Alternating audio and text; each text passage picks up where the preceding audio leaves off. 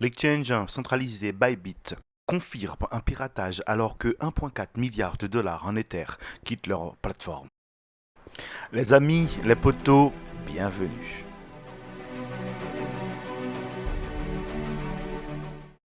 Donc voilà, nous étions à ce moment-là, tout se passait bien. Là, on a la carte des États-Unis avec les États en orange qui ont déjà pris le chemin pour mettre en leurs réserves stratégiques en Bitcoin.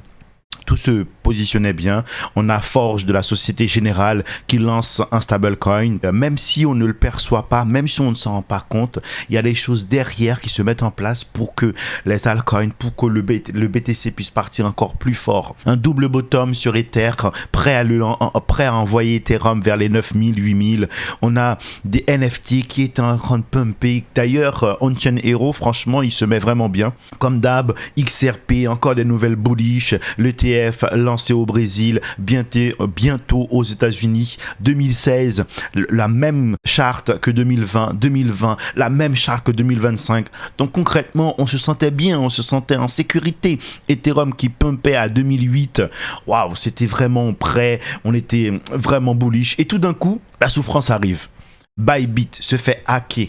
1,4 milliard de dollars en Ether. Tout le monde est en panique. On se dit mais qu'est-ce qui se passe? C'est la Corée du Nord, Lazarus. Eux, ils sont trop chauds. Ils hackent tout le monde. Ils récupèrent de la thune pour financer leurs armes. Et puis là, bon, après, je sais pas si c'est vrai. Hein, ce sont les informations que j'entends. Donc assez souvent, quand on nous raconte des choses, il faut douter. Mais il faut récupérer les informations quand même, puis les pondérer. Donc on a 1,4 milliard de dollars. Et on continue encore. Lazarus Group, qui sont désormais le quatrième plus gros détenteur d'ETH. Vous savez, ils détiennent plus d'ETH que Vitalik lui-même, plus que la fondation Ethereum. Ils sont vraiment chauds. Et qu'est-ce qui se passe? La Corée du Nord annonce détenir 1,5 milliard de dollars de réserves stratégiques en Ether.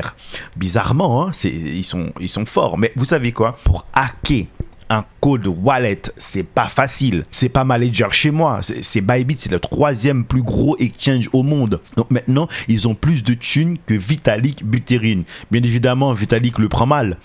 Il annonce vouloir bloquer la supply qui a été volée. Donc ça pose question quand même. Pourquoi et comment il pourrait le faire? S'il peut le faire, eh bien ça veut dire qu'il peut le faire à tout le monde. Donc c'est hyper centralisé. Donc Ethereum, c'est une grosse daube. Si c'est centralisé, ça va contre la philosophie totale de Satoshi. On pourrait dire contre la philosophie Satoshi-esque. Donc ça pose quand même question. Mais on comprend si c'est vraiment la Corée du Nord qui a réussi à faire cette thune. Écoutez, on peut pas leur en vouloir. Hein. Ils peuvent rien dire. Ils nous volent de la thune tous les jours. On paye des impôts pour rien. On se fait violer pour tout et n'importe quoi. Bientôt, il y aura une taxe pour respirer. Donc eux, ils essaient de s'en sortir. Donc écoutez, maintenant, ce qui est vachement bien, c'est que on va suivre la réaction spontanée, directe du CEO de Bybit. Il s'est pas caché. Il a pas essayé de dire c'est pas vrai. Écoutons ses propos. Actuellement, Bybit traite toujours les retraits. Je vous fournirai la dernière mise à jour. Nous avons connu des retraits massifs au cours des 2 dernières heures. À l'heure actuelle, il y a environ 4000 retraits en attente. Il y a environ 10 minutes. Cela est dû au fait que nous devons transférer de la liquidité vers les différentes blockchains. De plus, certains montants plus élevés sont en cours de vérification par notre équipe de gestion, ce qui fait partie du processus normal de la plateforme. Chaque fois qu'un utilisateur demande un retrait vers une destination, certains retraits passent par cette vérification. Cependant, je tiens à rassurer notre communauté, les retraits sont toujours ouverts et je crois que la majorité de nos clients ont déjà vu leur retrait validé. Donc comme je vous le disais, c'est vachement bien ce qu'il a fait. Il a répondu rapidement, il a expliqué la situation, il a assumé la situation, il a fait en sorte que les gens récupéraient leur argent. Bien évidemment, je crois que Binance lui a passé de la thune, ils se sont arrangés entre eux. Et puis là, on voit que les adresses ont été suivies. Le hacker a divisé dans 10 000 Ethers sur 39 wallets différents pour pouvoir manager sa thune et pour pouvoir s'en servir comme il veut. Et je crois que tous ces wallets-là seront posés sur des listes noires. Ensuite, c'est vrai que c'est vachement bien ce qu'il a fait, comme je vous le disais, d'en parler tout de suite, d'expliquer tout ça. Mais le problème, ce sont les exchanges centralisés. Les potos, il faut vraiment éviter de laisser votre thune sur les exchanges centralisés. Chapeau à lui, il a parlé, il a expliqué, il a été digne. Mais quand même, Les exchanges centralisés sont dangereux. Par exemple, j'ai de la thune sur Binance, bon, pas grand-chose, peut-être 1000 balles ou un truc comme ça, mais je ne peux pas le retirer parce qu'il me demande trop de documents, il me demande trop de papiers, il me demande trop de choses. J'ai lâché l'affaire.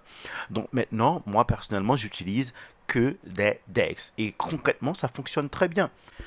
Donc maintenant, on a Vitalik Buterin qui est un mauvais joueur, qui pense à faire un fork d'Ethereum pour pouvoir empêcher Lazarus d'utiliser sa thune. Bon, j'avoue que quand je me suis fait voler mon Lille, ça m'a fait très mal au cœur de le voir lister.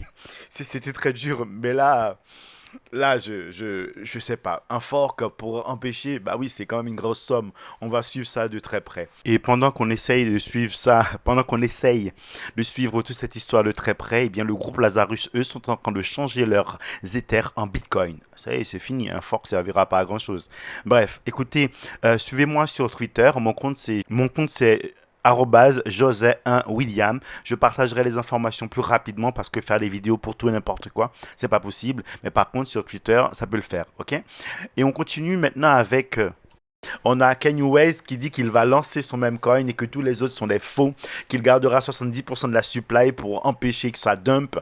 Écoutez, ça sent le type qui veut se faire de la thune, ça sent le projet qu'il faudra rentrer dès le premier, mettre 100 balles et dès que vous avez fait vos 500, 600 000 balles, sortir et ne plus regarder en arrière.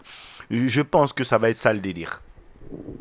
Donc les potos, je suis en train de préparer un grand projet, je suis en train de m'organiser pour pouvoir partir en Asie, vous savez, Thaïlande, Indonésie, Japon, Chine, bref, faire un gros voyage. J'ai bien envie de me balader, bien évidemment, j'aurai mon ordi, j'aurai mon micro, je pourrai toujours continuer à faire des vidéos. En plus de ça, ben, je vous montrerai ce que je verrai, ce que je vois. Je pense que ce voyage va durer un an ou deux, le temps de récupérer, le temps de comprendre plus de choses. Mais comme toujours, merci pour votre présence. Donc, je vous tiens au courant, je vous remercie et je vous dis à très bientôt. Encore une fois, ne craquez pas, patience. La patience paye. Ok? Bon week-end à tous.